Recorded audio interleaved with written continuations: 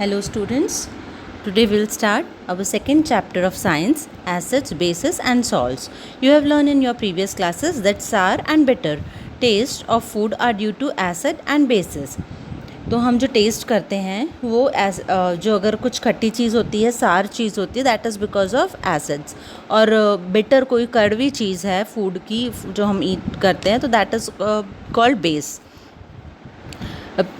In some of the family, if someone in the family is suffering from the problem of acidity after overeating, which of the following would you suggest? तो अगर किसी को घर में acidity हो जाती है तो आप उनको क्या सजेस्ट करोगे, लेमन जूस, विनेगर या बेकिंग सोडा सोल्यूशन? तो क्योंकि एसिडिटी हुई है इसलिए हम लोग बेकिंग सोडा का सोल्यूशन सजेस्ट करेंगे क्योंकि ये सोडा है, soda is a base. So you have already know that acids are sour in taste and changes the color of blue litmus to red. अब ये क्या कर रहा है, ब्लू लिटमस का एक पेपर होता है, स्ट्रिप होती है जिसको वो रेड में कन्वर्ट कर देता है और रेड स्ट्रिप को रेड ही रखता है, उस रेड में कोई चेंज नहीं आता. whereas bases are bitter in taste, change the color of red litmus to blue. और इसका ही ऑपोजिट रिएक्शन बेस शो करता है. बेस क्या करता है, जो रेड लिटमस पेपर है उसको ब्लू में कन्वर्ट कर देता है. Litmus is a natural indicator. Turmeric is another such natural indicator. तो क्या होगा अगर हम पूछे what are the two examples of natural indicators, तो two examples of natural indicators are litmus and turmeric. Have you notice that, अच्छा turmeric का आपने देखा है, आप लोगों ने क्लास 7th में पढ़ा है कि टर्मरिक का कलर चेंज हो जाता है जब अगर आपकी किसी वाइट ड्रेस पे हल्दी का दाग लग गया और उसको आपको साबुन सोप अप्लाई करोगे तो it will turn red. So it is an indicator. अब ये लिटमस की तरह एक्ट नहीं करता है but yellow colour changes to red, that is the indicator of base. So reddish brown when with soap which is the basic in nature is scrubbed on it. It turns yellow again when cloth is washed with plenty of water. You can also use synthetic indicators such as methyl orange and phenolphthalein. अब ये methyl orange और फेनोप्थिलिन क्या है, ये दो chemical indicators हैं या synthetic indicators हैं for to test acids and bases. तो हम इस बार इस चैप्टर में एसिड और बेसिस के ही केमिकल रिएक्शंस देखने वाले हैं. In this chapter we will study reactions of acid and bases, how acid and base cancel out each other, और सॉल्ट भी पढ़ना है हमको, right, and its uses in day to day life. Now litmus solution is a purple dye. Litmus paper भी आता है और litmus एक सॉल्यूशन भी होता है जो कि एक बेसिकली पर्पल डाई कलर का होता है, which is an extract of lichen, a plant belonging to a division thallophyta. ठीक है, ये थैलोफाइटा डिवीजन का प्लांट होता है. It is commonly used as indicator की तरह ही इसको यूज़ किया जाता है. When litmus solution is neither acidic nor basic the colour is purple. अगर एसिड भी नहीं है, बेसिक भी नहीं है सॉल्यूशन, तो इसका कलर पर्पल रहता है. There are many natural materials like red cabbage leaves, turmeric, colored petals of some flowers such as hydrangea, petunia and geranium, which indicates the presence of acid and base in the solution. ये सारे natural indicator के examples हैं.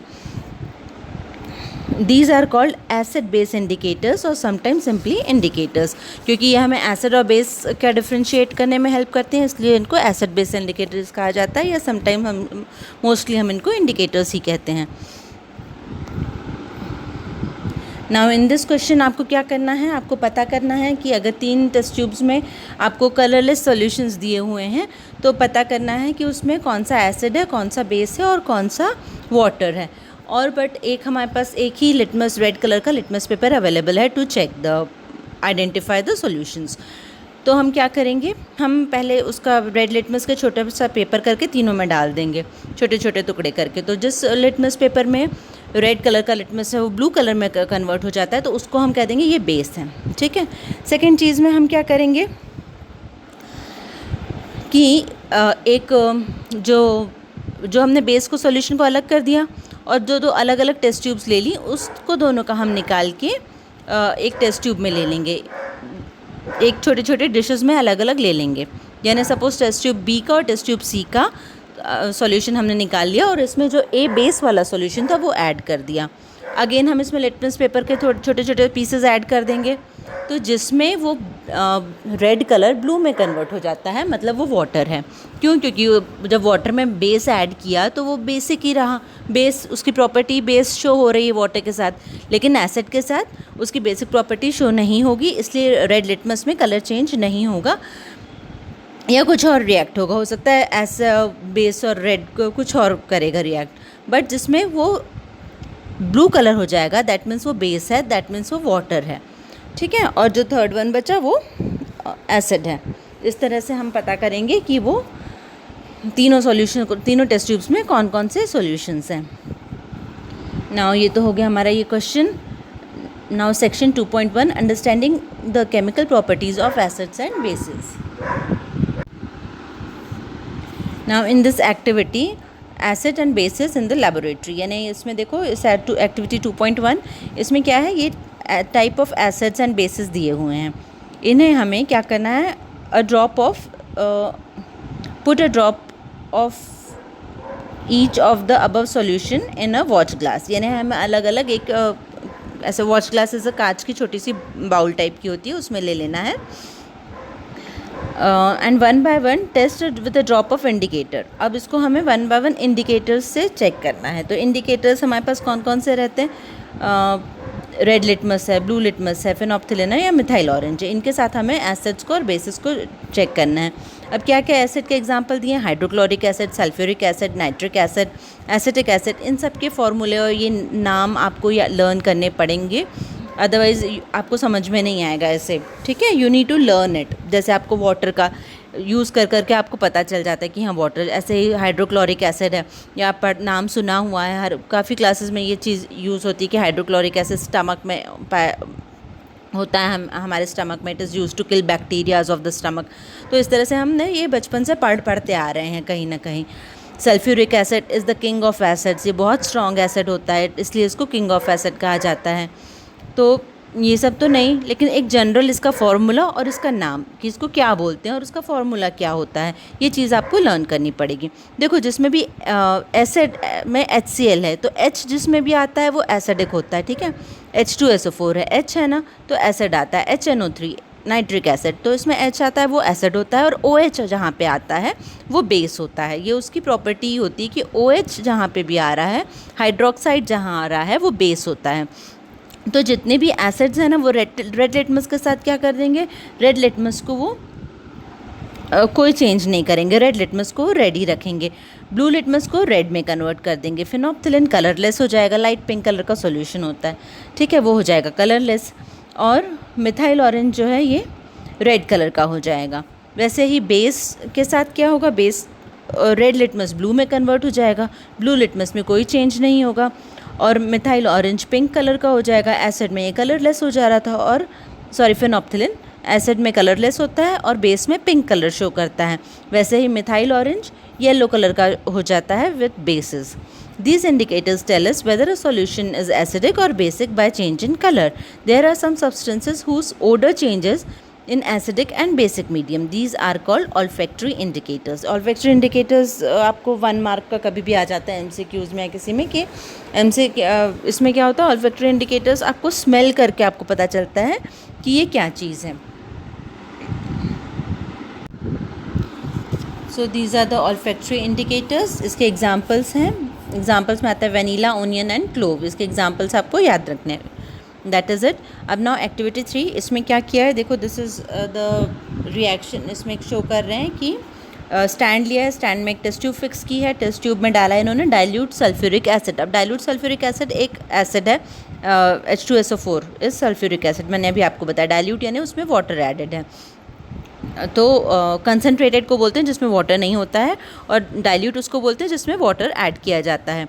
तो ये water added है इसमें। तो dilute sulphuric acid इस टेस्ट ट्यूब में लिया है जिसमें जिंक ग्रैन्यूल्स ऐड किए हैं। तो थोड़ी देर बाद क्या होता है कि हाइड्रोजन गैस के बबल्स आने लगते हैं इसमें से, और हाइड्रोजन गैस के बबल्स को हमें इसमें से एक टेस्ट ट्यूब में से पास करना है, जो कि सोप बबल के सॉल्यूशन, यहाँ पे सोप बबल का सॉल्यूशन है। ये पूरी जो टेस्ट ट्यूब टर्न होके आ रही है इसमें, ये हाइड्रोजन सोप सॉल्यूशन से बाहर निकलता है हाइड्रोजन गैस, और इसको बर्निंग कैंडल से चेक करना है। तो बर्निंग कैंडल कैसे चेक होता है, ये बर्निंग कैंडल जब हम इसके पास लाते हैं, इस बबल्स के पास, तब क्या होता है हमें दिखेंगे तो नहीं, ये एयर के हाइड्रोजन गैस के वो बबल्स निकलते हैं, हाइड्रोजन गैस निकलती है तो हम सोप बबल्स के फॉर्म में दिखते हैं। तो जब ये सोप बबल्स के पास लेते हैं तो पॉप साउंड होता है, ठीक है। तो पॉप साउंड से हमें पता चलता है कि ये हाइड्रोजन गैस है। हमें दिखती तो नहीं है अलग से कि ये हाइड्रोजन गैस है क्या है, सोप बबल्स ज़रूर दिखते हैं, लेकिन उसमें कौन सी गैस है क्या है ये चेक करने के लिए हमें कैंडल लेके आते हैं। तो पॉप साउंड के साथ वो indicates that it is a hydrogen gas.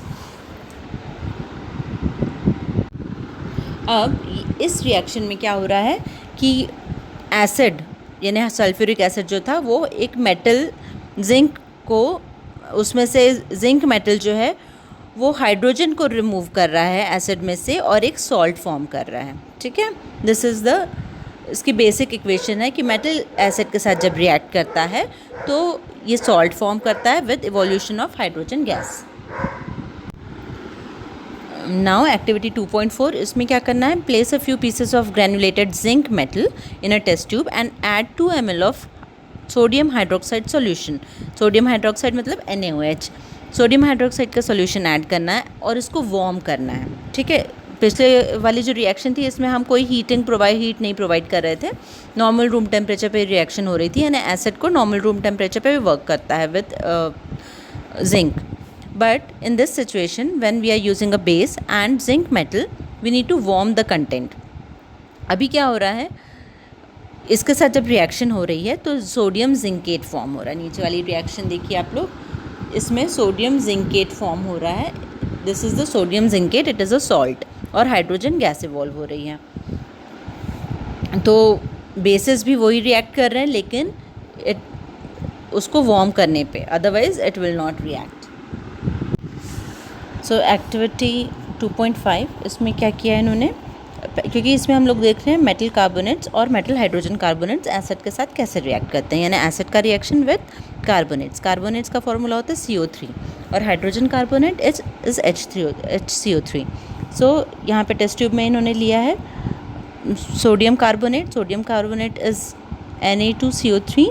इसको हमने 0.5 ग्राम्स लिया हुआ है और उसमें 2 ml dilute hydrochloric acid add किया है।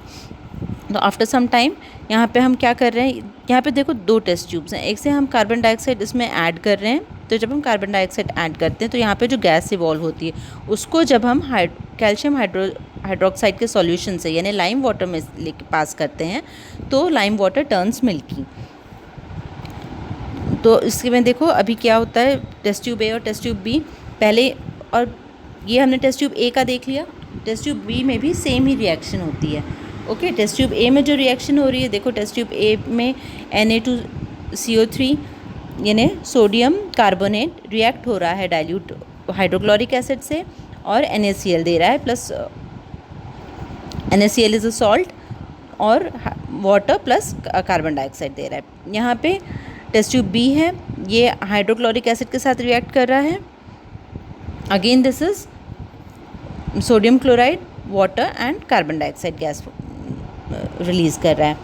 यहाँ पे जब ये देखो आप ये दूसरी एक टेस्ट ट्यूब में कलेक्ट कर रहे हैं तो ये लाइम वाटर में कार्बन डाइऑक्साइड गैस पास की जाती है तो कैल्शियम कार्बोनेट का एक वाइट प्रेसिपिटेट मिलता है।